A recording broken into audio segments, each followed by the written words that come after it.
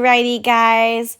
It is Wednesday. At this point, you should have your narrative brainstorm complete. This should have been turned in. You should have chosen whether to write a personal narrative, so about your own self, or a fictional narrative, a made-up story. Okay?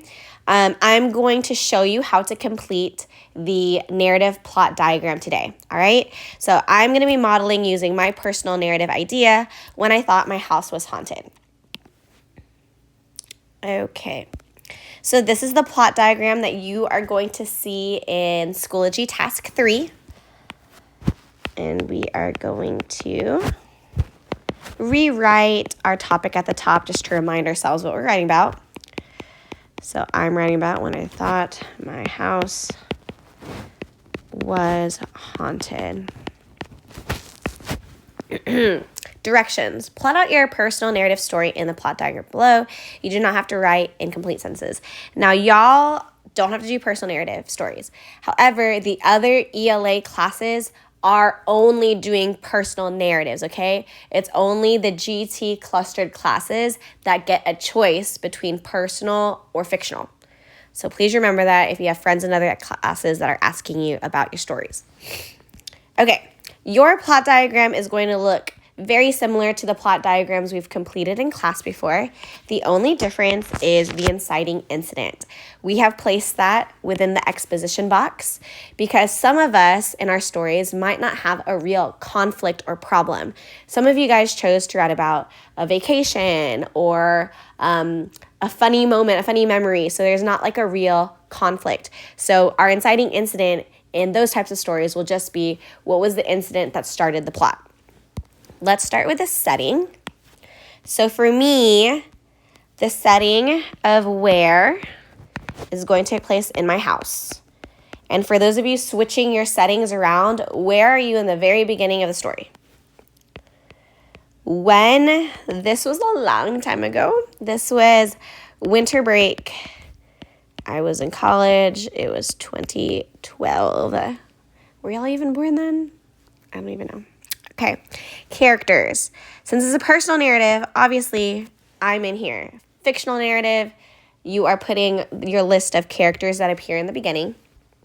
So me, ghost, because I still don't know what I was hearing. You'll see. Okay, ghost question mark. And then my sister appears at the end. She's not in the exposition, but I'm just going to include her here anyway, just to include all the characters that are going to appear. Since it's a personal narrative, this is going to be first person point of view.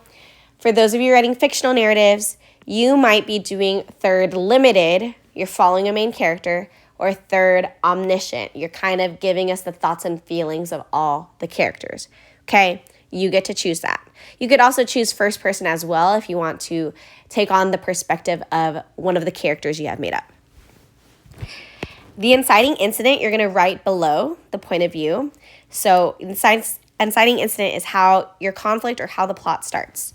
So my plot starts when I was home alone and I realize the front door is open. And that's when I start getting suspicious that something is not right in my home. Move on to rising action. I'm looking for at least 3. Max, I say 5. Otherwise, your story is too long, okay? You are not writing a chapter book. You're writing a simple 1 to 2 page story. So, my rising action events will be after I realize my front door is open, I freak out and look around. I was like, did someone come home? Is someone here? How did this door open? I call my family. I have 2 sisters, older brother, parents. I call them and no one answers. Convenient because it was late at night. And my older siblings were older, so they didn't actually like live at the house when I was there. Okay. And then I didn't find anything. I wasn't too scared at that point. I waited some time. I didn't hear anything else. So I hang out in the living room.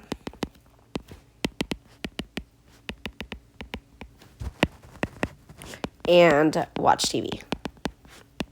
And I think that is it, okay? So those rising action events should lead up to a climax.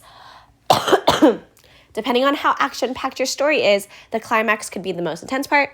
It could be when your character or you are making a decision or you're experiencing a change of heart. So whatever those rising action events are leading up towards. My events lead up towards the moment when I hear a loud thump come from upstairs. And I have to make the decision to investigate the noise or hide. It's like fight or flight. And I choose to hide. I am not ashamed of it, okay? It's okay to be cautious.